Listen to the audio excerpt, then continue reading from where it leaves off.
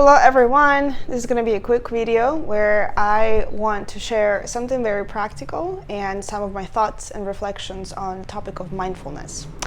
I think for a very long time I didn't quite understand what mindfulness is about or what awareness really is, because it seemed like it all was coming from books on spirituality, books on meditation and blah blah blah, and I was practicing. And I'll talk about it in a moment. So I was practicing meditation. I was practicing trying to be aware of the parts of my body, trying to stay concentrated on one part of my body and like breathe through it. But I think like up until recently, like a few weeks ago, I didn't quite get what the fucking point is.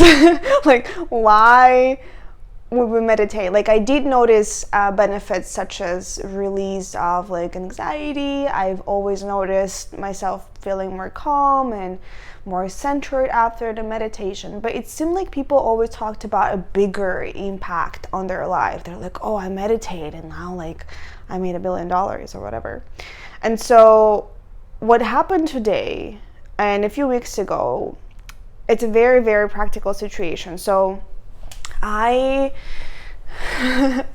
have friends and I have people in my life, and so my brain, like my mind, there are multiple parts of my mind, multiple personalities, and one of the personalities that I have inside of me is the voice that criticizes everything, the voice that's like a negative voice, or it has its purpose. I don't want to say like I want to get rid of it, because that critical part of me allowed me to strategize and like plan out my life and be aware of the downsides of certain actions and things. Like it has its purpose, but it's actually overstimulated in my brain, like it's overdeveloped in my brain. And I think a lot of other people have the same thing. And so that critic inside of your head doesn't allow you to like move forward because it's afraid, it's scared, and blah blah blah. And so before I got into like heavily got into self-help development, personal development world, I would have thoughts like when I would something as simple as like I didn't call my friend for a few days, I would feel guilty, and then my thoughts would be something around the ideas of, oh, they think I'm a bad person, they think I'm a shitty friend that I haven't called them, oh, they think I am narcissistic if I took time for myself, and blah blah blah blah blah. Like very negative, even though those people, my friends or my relatives, that I think of, like that I think they think of me that way, they never said those things. It's just like my projections from childhood, or from like early experiences of some traumas. It's a trauma response. So I'm saying all of this just to give you it is what happens to me, like it is what I experience. And before I meditated, before I understood how to be aware of your thoughts, I would just get into the story. Like I would focus on the thought of me being a shitty friend, and I would be like, oh my god, how can I fix myself? So I would call this friend and be like, hey, how are you? Even though I didn't really have desire, I didn't have energy, I was just doing my own things. And my friend would be like, yeah, I'm cool, like what's up with you? And I'd be like, oh, just thinking about you, la la la. Like, and it's fine, right? It's just a way of coping with it. But imagine how much energy I spent on those things. First of all, my friends didn't think I was shitty. Second of all, I could have just, continued doing my own things. And when the time was right for me, I would have called them anyway, because I love my friends, I miss people, I love socializing, I love people in general. But the time I'd spent on thinking, feeling shitty, and then trying to fix something that wasn't even a problem is just crazy. It's crazy. And this is what I think people, the book writers that write books on self-help mean when they say that thoughts are the energy, and whatever you think about and whatever you put your energy into, that grows. And yeah, just imagine how much time is technically wasted. And so what happened to me in this last 2 weeks, and it happened in the past, but much more rarely than it happens right now. I was sitting at my desk at the co-working space, and I was thinking that I should ask somebody to do something for me. And I was like, ooh, is this request gonna be a lot? Are they gonna think that I'm a shitty person for asking? Very basic requests. Something like, hey, can you send me the contact information of somebody?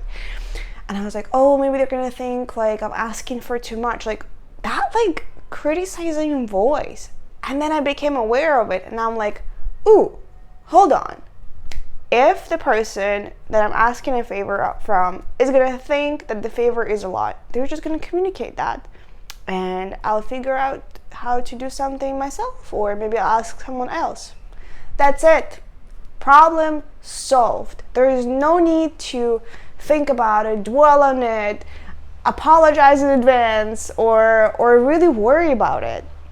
That's it. And just like that, you catch your thought, you become aware of it, you understand where the thought is coming from, and you redirect your energy and your resources into the idea of well, this is not an issue right now. All you have to do is to ask somebody to do something for you. And if they say no, it's okay. You're going to find a different route. And you move, you make actions. And this is also how I think people who achieve their goals and achieve their dreams finally get to the point where they accomplish something, because they understand and they master their thought process, their mindset. They understand that there are thoughts in our brain, the patterns of thinking, or the patterns of defensiveness, because the reason why, again, we have this critical voice in our minds is because something happened to us, and our body and mind is just genuinely trying to protect us from facing circumstances, facing conflicts, or facing the fact that some people might not like us. And we're also animals, at the bottom of our existence. This is not the first time I'm also realizing this. It's we are such animals, regardless of us being aware and mindful and smart and having money and not having money and blah blah blah. We want to have the tribe, we want to belong, we want to feel supported. We're scared, we're simply scared of being rejected. And this all is on a very genetic foundational basis of our existence. You can't deny that. And so a lot of your fears, a lot of your thoughts that relate to fears are literally coming from the idea of your brain and your body not wanting to be left alone and be left thinking differently in this world. Even though we all have goals, we all have dreams, and they're different. We're all a very special and unique people. And wanting something different is completely fine, and wanting to live your life in a different way is completely fine. Especially, I hope this video is also going to be helpful for those who are coming from, if you're a traveler, or if you're if you grew up in one country and you moved to another country, you would probably understand me very, very well right now, because you can feel, I can feel coming from Russia, how my upbringing and how my parents raised me in my cultural environment, how freaking different it is from the rest of the world. And I'm I can live life this way, I can live life this way. But a lot of times I catch myself on the idea of ooh, I'm afraid of doing something, not because I don't want to do it, but because my culture doesn't do it. Or people from my hometown don't think this way, or they don't allow themselves to even want certain things. They think it's too much, or they think it's stupid, or they think it's whatever. And so again, this, once you catch the thought, and once you become aware and you understand where the thought is coming from, it's so much easier to save your energetical resources and to direct your energy and your focus and your concentration to something that's actually gonna bring you benefits, something that you actually want to do, something that like your goals, your dreams, your favorite activities, like your desires, your development, etc. And just to wrap up this video, if you watched up until the end, I do want to mention the fact that here and then, like in those moments when I can catch my thought and redirect the narrative in my head, this is when I understand what they mean by meditation helps. Meditation helps because you can, it's like in the moment of you not judging the thought and you detaching from the feeling that you have around the thought, and you being able to look at the thought as if it's just the thought and then make a decision to change it. This is what I think meditation allows us to do, because in the meditation, the whole point, even though I'm still like learning a lot, I think there's a lot to learn. I'm not trying to sound like a guru, but I think the point is to not be attached to your thoughts. Even if the thought comes in, allow it to come in, and it's okay if you start thinking through the narrative of the thought. The moment you catch yourself, you can get yourself out, and then you get back to whatever. Sometimes I just focus on the parts of my body, sometimes I focus on this part. I don't remember from which practice it's coming from, but there is a practice of meditation where you focus on this, like literally this spot, like you breathe in, you breathe out, and you focus on your upper lip space. And there's also a practice where you focus on your belly button as much as you can, just like by kind of visually looking at it, but in your head, obviously your eyes are closed. Or also very, very popular practices are just focusing on different parts, just scanning the body without judgment and without trying and trying to resist, or not resist, but like trying to just be aware and not allow the mind to start telling you a story about something. So sometimes I feel pain in my back or somewhere else, and the story starts coming out. The story is like, oh, you feel your pain in your back because you're sitting too much, or maybe you should change your job, or maybe what you're doing right now is very unhealthy and you're working too much. Oh no, you're not working too much, but like, you know what I mean. And so here and then again, the practice is just to pull yourself out. Understand that you were in the story, that you were in the thought process.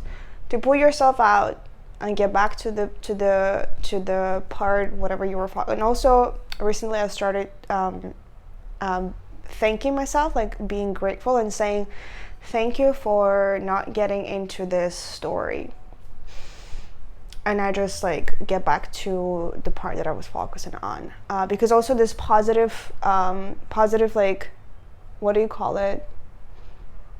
Like when you tell somebody that you did a good job, you're like, you did a good job, even if you did still think about a lot of the things while you were meditating.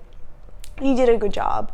That like positive affirmation is also very helpful for emotional wellness and for the mind itself, because I sometimes try to treat my mind as a separate entity, and I'm like, you did a good job.